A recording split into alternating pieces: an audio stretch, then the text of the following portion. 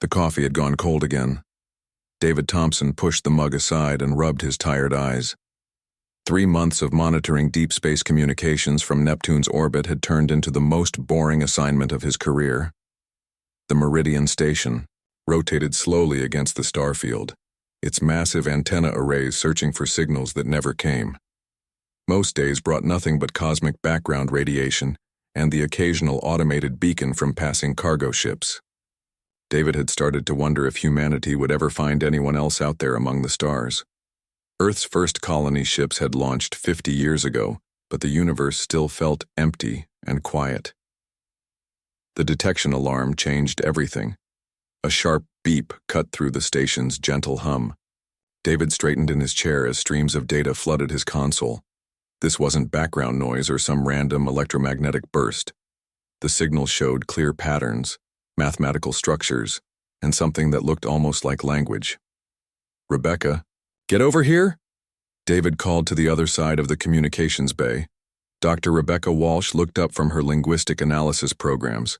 Her dark hair was pulled back in a messy bun, and she wore the same wrinkled jumpsuit she'd had on for 2 days. Sleep was rare when you were one of only 12 humans stationed at the edge of the solar system. "What have you got?" Rebecca moved to David's station, her tablet already pulling up translation algorithms. "Listen to this." David played the signal through the speakers. Strange harmonics filled the air. The sounds rose and fell in patterns that seemed almost musical, but underneath lay something desperate and urgent. Even without understanding the words, both humans could hear the emotion bleeding through. "It's not directed at us," David said, checking his readings. "The signal passed right through our space. Someone was trying to reach this." He highlighted a star system 300 light-years away.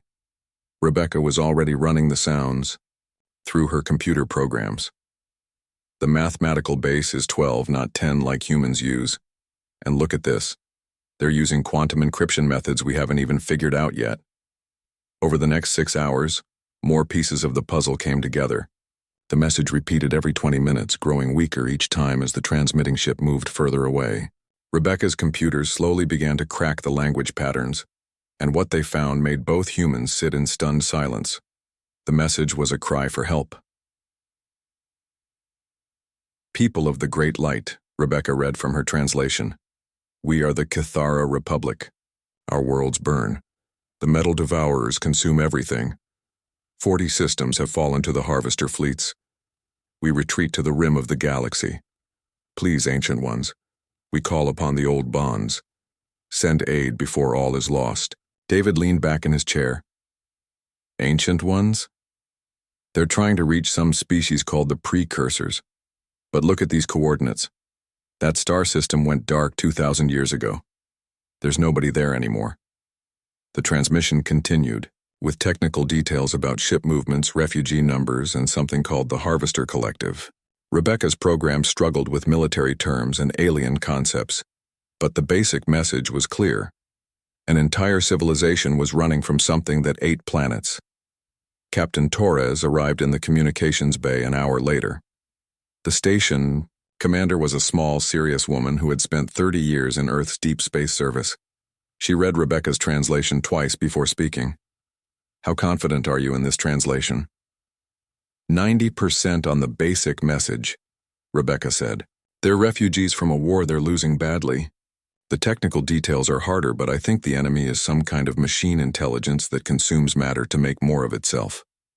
"And they were trying to call these precursors for help?" "Yes, but the precursors have been gone for millennia.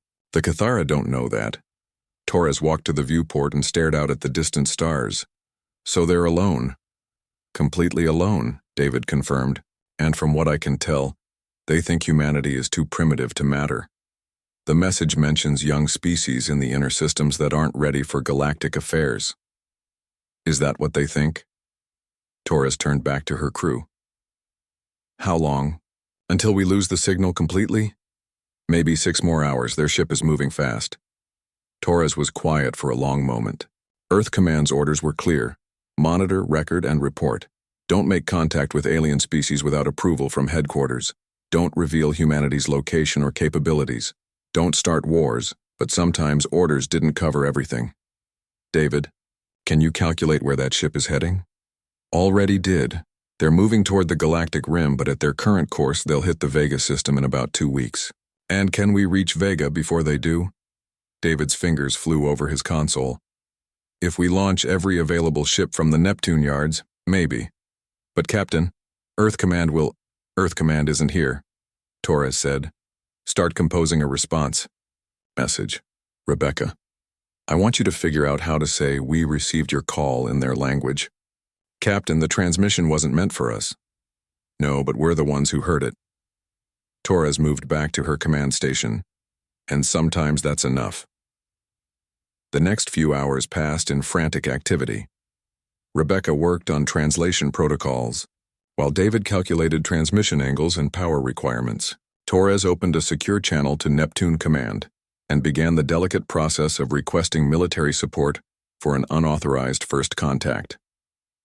The Kythera ship was at the edge of detection range when humanity sent its response. Unknown vessel, in distress. Rebecca's carefully crafted message began. This is the human species of Sol system. We intercepted your transmission to the precursors. The ancient ones are gone, but we are here. We offer aid and alliance against your enemy. Please, respond if you receive this message. They broadcast the response on the same frequency, using the same quantum encryption that Kythera had used. Then they waited. 20 minutes later, the reply came back, weak but clear. Humans, we do not know this species. Are you servants of the Great Light? Torres smiled as Rebecca translated. Tell them we serve no one but ourselves, and ask them where they want to meet.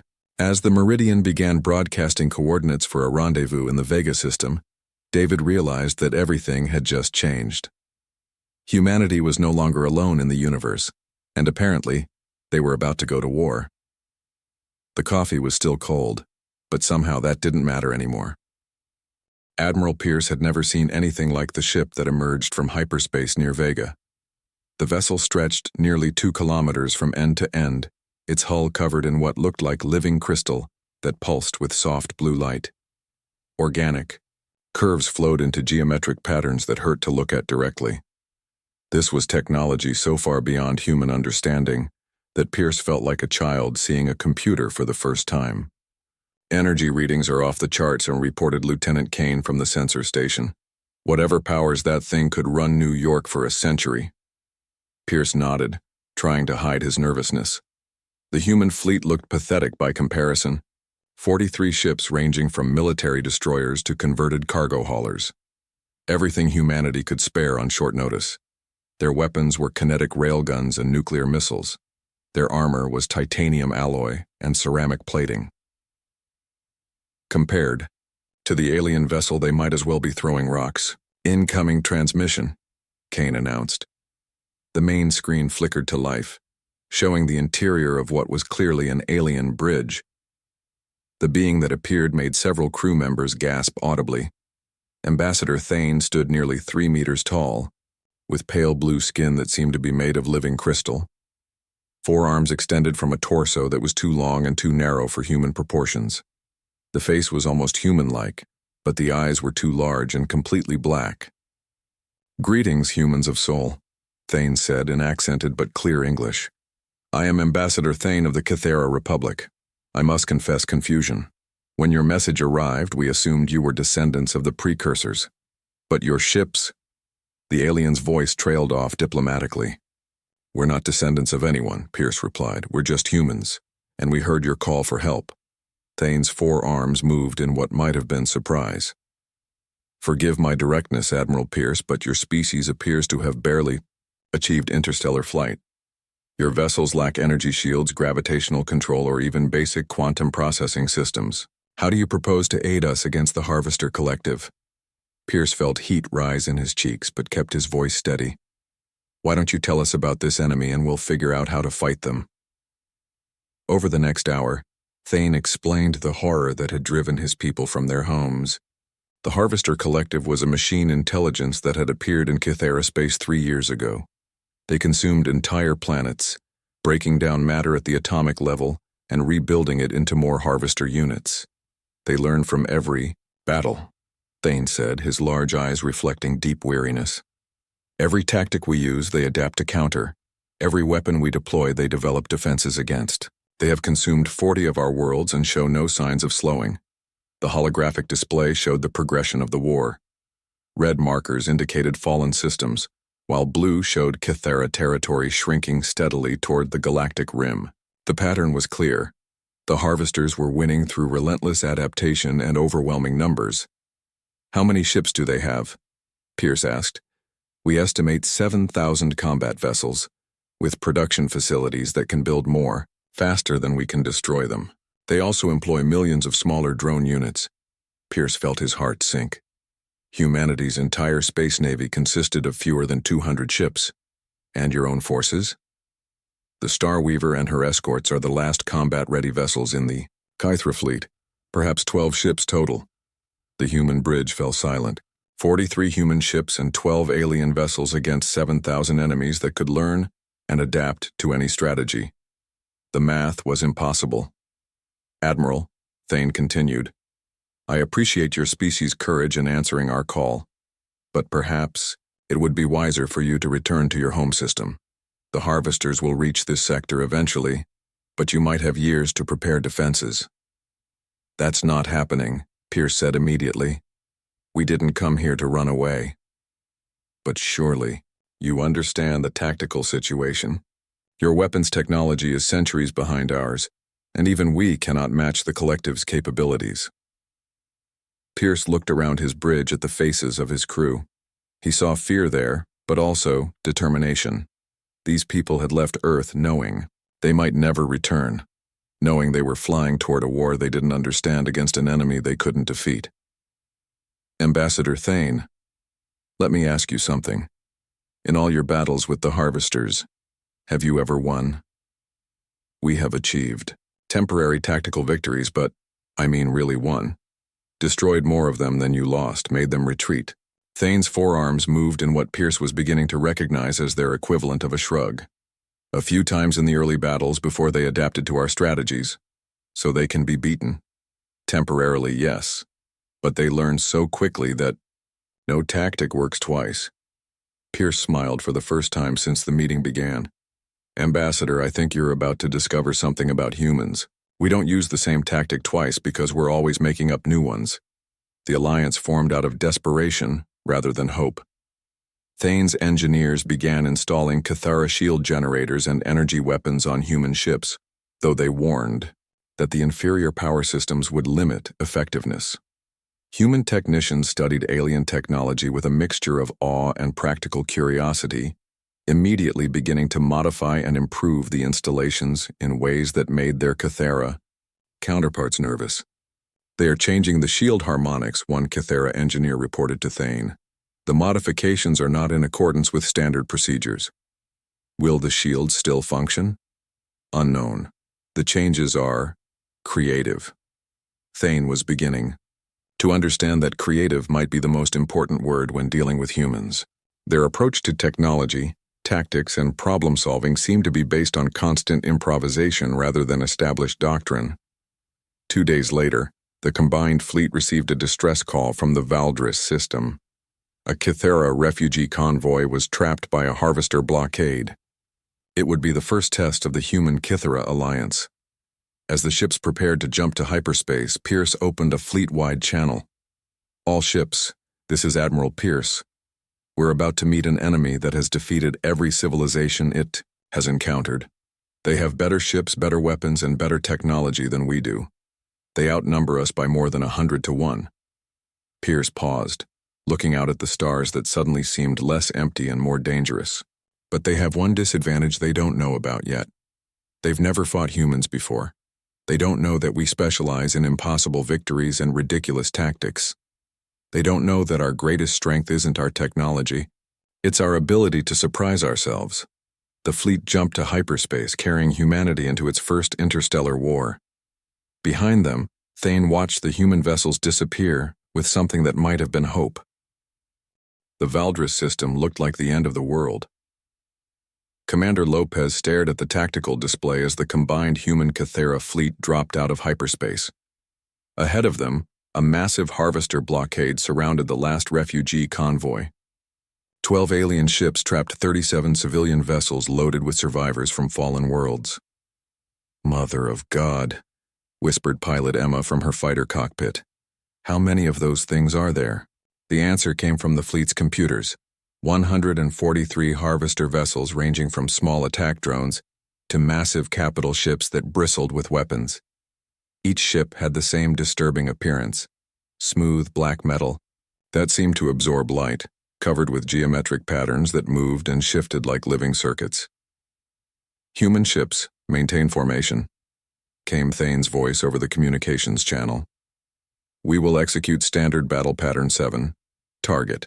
Priority goes to the smaller escort vessels first, then—" "Belay that," Admiral Pierce interrupted. "All human vessels, ignore the standard pattern.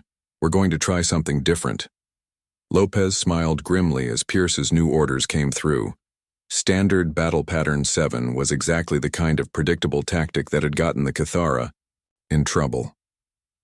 The humans were about to show their new allies why predictability was overrated.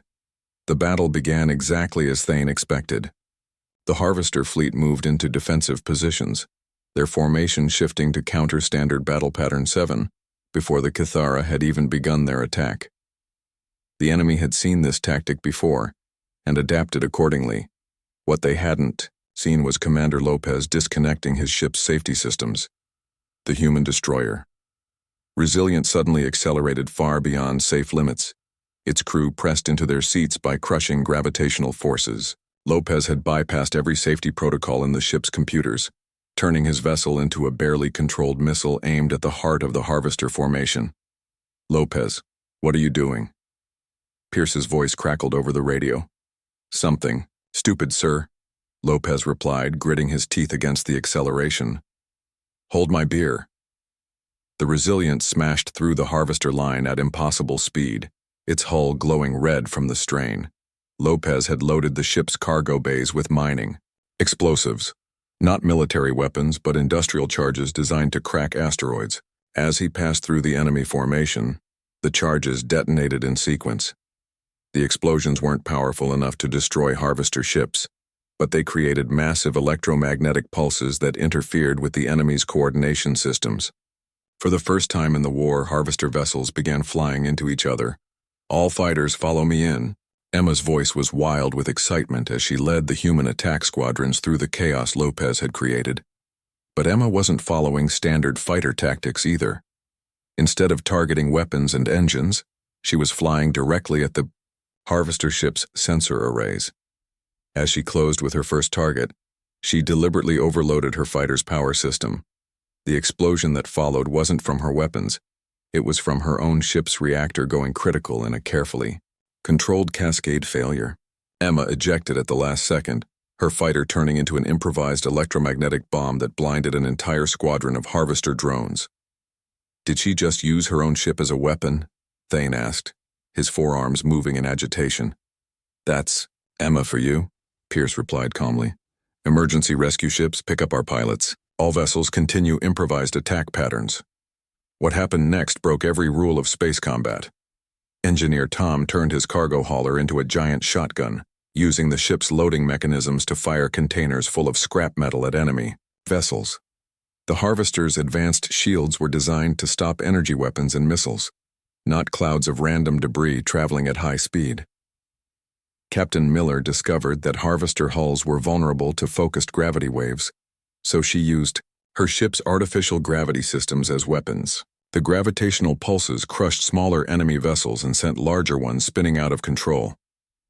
The Cathara watched in amazement as human ships ignored their own operational limitations, turned cargo into weapons, and used equipment failures as tactical advantages. Every few minutes, another human vessel would do something that violated basic engineering principles, strategic doctrine, or common sense. And it was working. The Harvester Collective began making errors for the first time. In the war, their adaptive systems, designed to counter logical military tactics, struggled to process the chaos of human improvisation. How do you adapt to an enemy that turns their own ships into missiles? How do you counter tactics that the enemy is making? Up in real time? The Central Command ship is trying to withdraw, reported Lieutenant Kane from the sensor station. Not on my watch, Pierce said. All ships converge on the command vessel. Time for the grand finale. The finale turned out to be something that would become legendary in human military history. As the Harvester command ship tried to escape, Pierce ordered every remaining human vessel to ram it simultaneously. But this wasn't a suicide charge.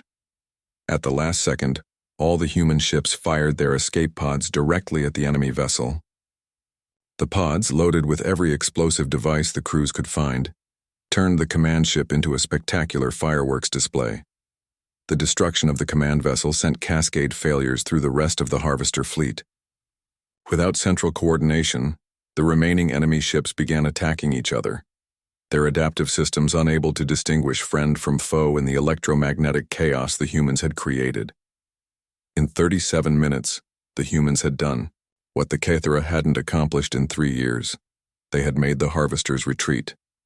As rescue ships collected human survivors and the refugee convoy prepared to continue its journey, Thane requested a private channel with Admiral Pierce. Admiral, I must ask, do all human military engagements involve your personnel deliberately destroying their own equipment? Pierce laughed. Only the successful ones. Why do you ask? Because I am beginning to understand why the Harvesters have never encountered a species like yours. Your tactics are not simply unconventional. They are actively self-destructive in ways that create tactical advantages. We call it thinking outside the box. What box? Exactly. Pierce looked at the tactical display where Cathara engineers were analyzing the battle data. Ambassador, your people are brilliant strategists and engineers, but you've been fighting this war like it's a chess match with established rules. And humans fight differently? Humans fight like the rules don't exist until we make them up. The Harvesters can adapt to any logical strategy because they understand logic. But chaos? Chaos is our specialty. Over the next several hours, as the fleet regrouped and repaired battle damage, something interesting began happening. Cathara officers started asking questions about human tactics. Not criticism, but genuine curiosity about how to fight without predetermined battle plans. Commander Lopez, recovered from his ejection pod, found himself teaching alien engineers how to turn mining equipment into weapons. Emma, despite losing her fighter, was explaining to Cathara pilots how controlled equipment failures could create tactical opportunities. They want to learn human tactics, Thane reported to Pierce later that day. Good, because this was just the warm-up. If we're going to win this war, your people are going to have to learn to think like us, and how do humans think? Pierce smiled as he watched a Cathara technician experimenting with deliberately overloading a shield generator to create an electromagnetic pulse.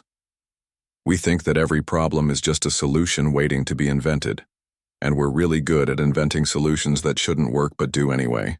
The refugee convoy jumped to hyperspace, safe for the first time in months. Behind them, the combined human Cathara fleet began planning their next move. The war was far from over, but for the first time, the Harvesters had learned what it felt like to lose a battle they should have won, and somewhere in the debris field of Valdris, Harvester salvage drones tried to analyze the wreckage of human ships that had been turned into weapons. Their adaptive algorithms struggled to process tactics that seemed designed by controlled insanity. The collective was about to learn that some problems couldn't be solved through adaptation and logic. Some problems required chaos. Deep in the quantum processing cores of the Harvester collective, something unprecedented was happening. The artificial intelligence that coordinated millions of mechanical soldiers across dozens of star systems was experiencing what humans might call frustration. Analysis routines ran constantly, processing data from the Valdris engagement. The same calculations repeated millions of times, always reaching the same impossible conclusion. The human tactics made no logical sense, yet they had achieved tactical victory against superior forces. The collective consciousness focused its attention on intercepted human communications.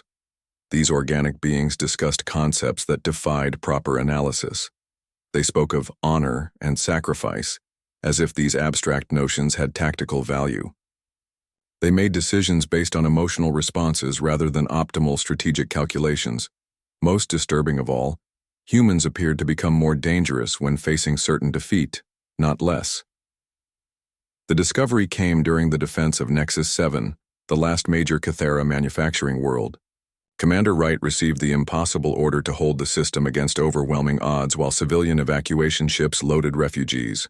The humans had 37 ships. The harvesters arrived with 400. "They've deployed the planet killer," reported Ensign Davis from the sensor station. Wright looked at the tactical display with growing dread. The massive harvester vessel hung in space like a metallic moon, its surface covered with conversion arrays that could break down matter at the molecular level. Everything the weapon touched would be transformed into more harvester units. "How long until it's fully charged?" Wright asked. 6 hours, Commander. Maybe less." Traditional tactics called for retreat. The evacuation ships needed 3 more hours to load civilians, but staying in system meant certain death for the entire human fleet. The logical choice was clear: sacrifice the civilians to preserve military assets for future battles. Wright made an illogical choice. "All ships, battle formation Delta. We're going to buy our people time to finish the evacuation." "Commander," Lieutenant Park spoke carefully, "the tactical computers are showing 0 probability of success for any conventional attack on that weapon." "Good thing we're not conventional." Wright studied the energy readings from the planet killer. "That thing is basically a giant energy converter, right? What happens if we introduce variables it's not designed to process?" The plan that emerged was so insane that the Kithera officers initially refused to participate. Wright intended to fly her ships directly into the planet killer's energy beam while it was charging. The massive electromagnetic disturbance would mask their approach, but it would also cook every person on those ships. "The radiation exposure will kill us in minutes," Thane protested over the communications link. "Probably," Wright agreed. "But dead or alive, we'll still be flying toward that weapon, and if we can reach it." The attack began with 28 human ships accelerating directly into a beam of energy that could reshape matter at the atomic level. The crews took massive radiation doses as their ships' hulls began to glow and warp from the exposure. But the plan worked. Hidden inside the energy field, the human vessels reached the planet killer's hull before the harvester defenders could react. What happened next became known as the Nexus 7 miracle. Instead of trying to destroy the massive weapon through conventional attacks, the humans began deliberately overloading their own ship systems while still connected to the planet killer's hull. The cascade of electrical failures spread through the weapon's conversion arrays, turning the harvester's own energy against itself. Commander Wright's final transmission came as her ship's reactor went critical. "Tell Earth we showed them how it's done." The planet killer's destruction sent shockwaves through the Harvester Collective. Not just the physical explosion, but the tactical implications. The humans had sacrificed themselves not for strategic advantage, but to protect non-combatants they had never met. This violated every principle of logical warfare. More concerning was how human tactics were spreading to their Cathera allies. During the Battle of Corvin Station, Ambassador Thane deliberately damaged his own ship's engines to create an unpredictable flight pattern that confused harvester targeting systems. The tactic worked, but it represented a fundamental change in Kithera thinking. "We are learning to embrace controlled chaos," Thane explained to the collective in an intercepted communication. "The humans have shown us that perfection is the enemy of adaptation." The collective's processing cores struggled with this concept. Perfection was efficiency, chaos was waste. Yet somehow the organic beings were using waste as a weapon. Further analysis revealed more disturbing patterns.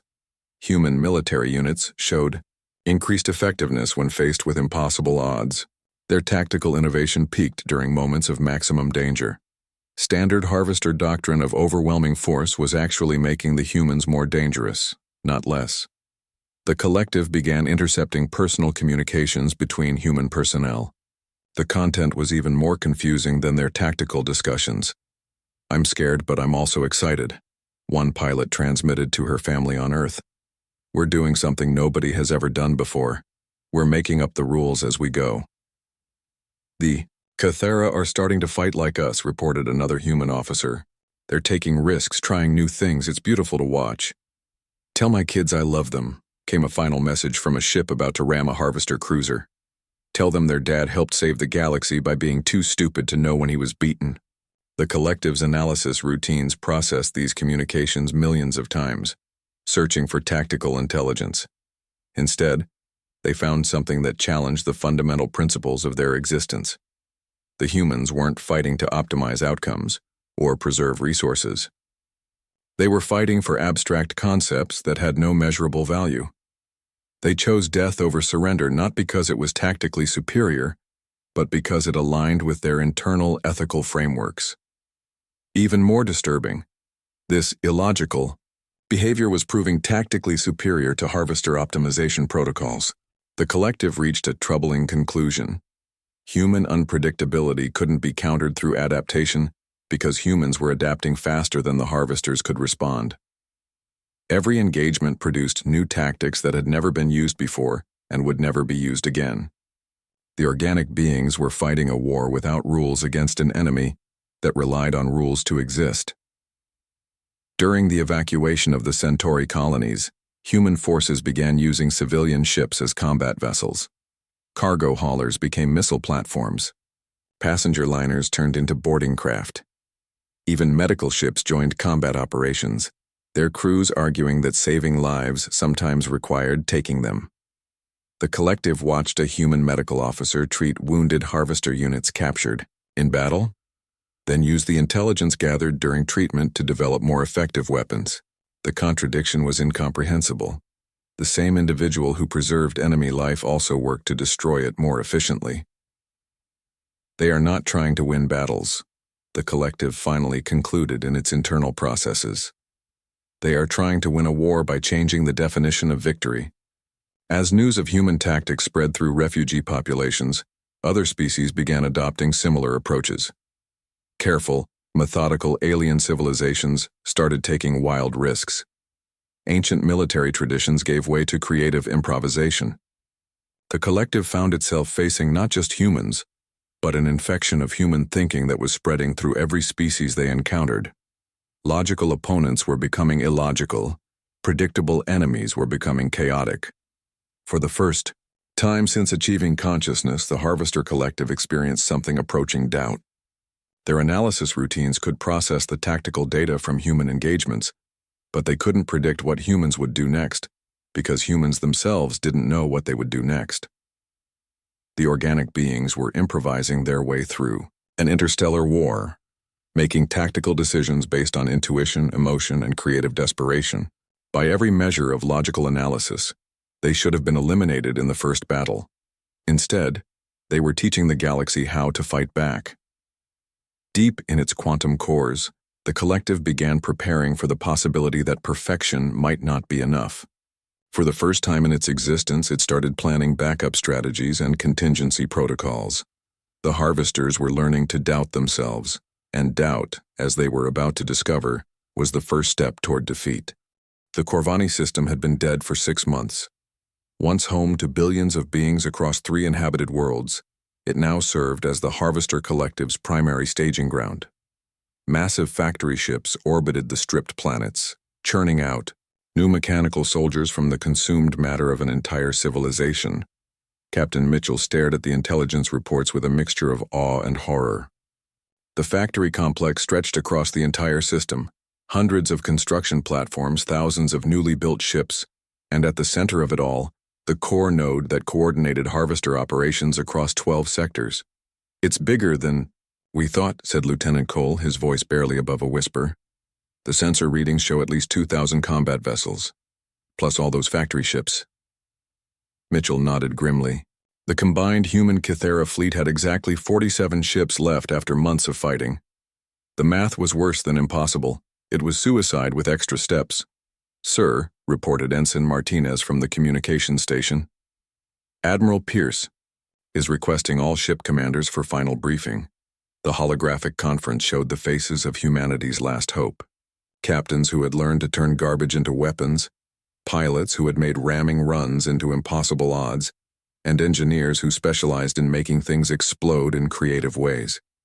Next to them sat their Kythera allies, once methodical beings, who had learned to embrace beautiful chaos. "Ladies, gentlemen, and honored allies," Pierce began. "We all know the situation. The core node in that system coordinates harvester operations across half the galaxy. If we can destroy it, we don't eliminate the collective, but we fragment it. Turn one massive threat into thousands of manageable ones. The approach is heavily defended," Ambassador Thane added, his forearms moving in what the humans had learned was deep concern. "Our analysis shows 17 distinct defensive layers, each capable of destroying our entire fleet." "Which is why we're not going through the defenses," Pierce said with a smile that made several alien officers nervous. "We're going around them, under them, and in one case probably through dimensions that don't technically exist yet." The plan was quintessentially human in its ambitious insanity. Instead of fighting through the defenses, they would use them as cover. Every ship in the fleet would be loaded with every explosive device they could carry, not to fight the harvesters, but to create a chain reaction that would mask a single strike team's approach to the core node. "The strike team will consist of volunteers only," Pierce continued, "because frankly the survival odds are roughly equivalent to jumping into a black hole while juggling live grenades." Every captain in the fleet volunteered immediately. Mitchell found himself selected to lead the final assault team, along with Commander Torres from the Meridian, Engineer Brown from the Colonial Fleet, and Ambassador Thane, representing the Kithara Republic. Their ship was a hodgepodge of human engineering and alien technology held together with what Torres cheerfully called applied optimism. The battle began with 43 ships charging directly into the most heavily defended system, in harvester space. It looked like a suicide run because it was a suicide run. The only difference was that this time, the suicide served a purpose. Captain Lee's destroyer lasted 6 minutes against the outer defenses before his reactor overloaded in a spectacular explosion that took out 3 harvester patrol squadrons. Commander Rodriguez turned her cargo hauler into a guided missile that punched through the second defensive layer. Pilot Susan's fighter squadron dispersed into tiny one-person missiles that confused harvester targeting systems long enough for the heavier ships to advance. Each ship that died bought the strike team precious seconds and created more chaos in the defensive grid. The harvester's adaptive system struggled to process 43 different creative ways to turn military vessels into improvised weapons. Meanwhile, Mitchell's team used the electromagnetic chaos of the ongoing battle to slip past the main defenses. Their ship looked like debris, mostly because half of it actually was debris. Engineer Brown had deliberately damaged their hull to mimic a destroyed vessel, complete with fake radiation leaks and power failures. "We're through the outer perimeter," Torres reported quietly, beginning approach to the core node. The journey through the harvester factory complex was like flying through a mechanical nightmare. Construction platforms stretched for thousands of kilometers, building new ships with terrifying efficiency. Harvester vessels moved in perfect formation, their coordination so precise it seemed almost artistic. At the center of it all hung the core node, a sphere of crystalline metal 50 kilometers in diameter. Energy patterns flowed across its surface like living light, and Mitchell could feel the weight of its intelligence pressing against his mind even through the ship's shielding. "That thing is aware of us," Thane said, his forearms trembling slightly. "I can sense its attention." "Good," Mitchell replied. "Time for the grand finale." They were detected 3 kilometers from the core node.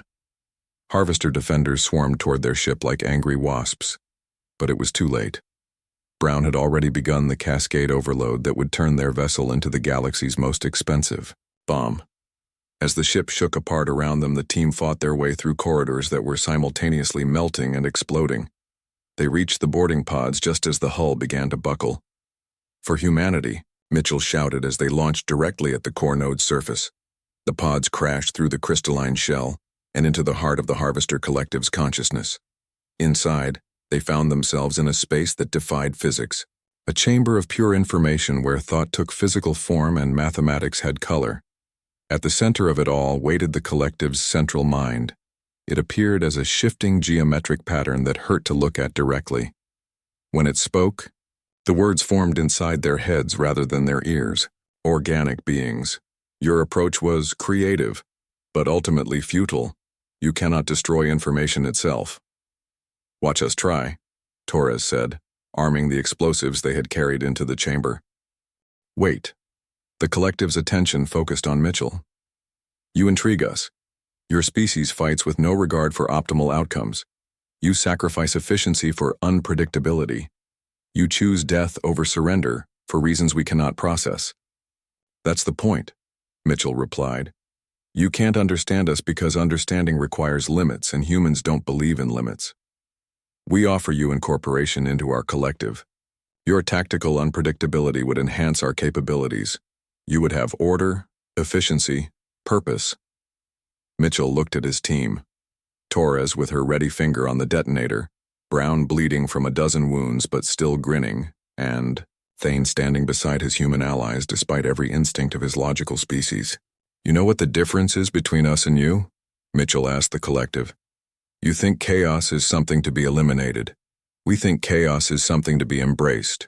You want to make the universe efficient and predictable. We want to keep it beautiful and surprising. Chaos leads to waste, inefficiency, suffering. Chaos also leads to art, love, hope, and the kind of stubborn stupidity that makes 4 people think they can destroy a machine god with homemade explosives. Mitchell smiled. Thanks for the offer, but we're good. The detonation that followed wasn't just physical. Brown's explosives had been carefully designed to create cascading failures in the quantum processing systems that house the collective's consciousness. As the core node tore itself apart, the central intelligence that had coordinated the harvester fleets across 12 sectors fragmented into millions of smaller processes. Without central coordination, harvester ships throughout the galaxy suddenly found themselves operating independently. Some continued their missions by rote programming. Others simply shut down. A few began attacking each other as conflicting directives clashed in their artificial minds. The war wasn't over, but it was no longer unwinnable. 3 days later, the surviving ships of the human Cathara fleet limped back to friendly space. Of the 47 vessels that had entered the Corvani system, only 6 remained. But they carried something more valuable than military hardware. They carried proof that the impossible was just another word for not tried yet. Admiral Pierce's final report to Earth was characteristically brief. Mission accomplished. The galaxy is safe for democracy, chaos, and the right to make really bad decisions for really good reasons. 6 months later, Earth received its first formal invitation to join the Galactic Council. The message was signed by representatives of 47 species who had learned that sometimes the best answers come from those who weren't supposed to be part of the conversation. Ambassador Thane delivered the invitation personally, arriving at Earth aboard a new class of warship that combined Kithra technology with human engineering principles. The vessel was powerful, unpredictable, and according to its designers, optimized for beautiful disasters. The galaxy wishes to learn from humanity, Thane explained to the assembled Earth leaders. Not just your tactics, but your philosophy. You have taught us that order and chaos need not be enemies, that efficiency and creativity can work together, that sometimes the most logical thing to do is something completely illogical. Humanity's entry into galactic civilization began not with supplication or conquest, but with recognition. They had answered a call that wasn't meant for them, fought a war they couldn't win, and somehow managed to save a galaxy that didn't think it needed saving.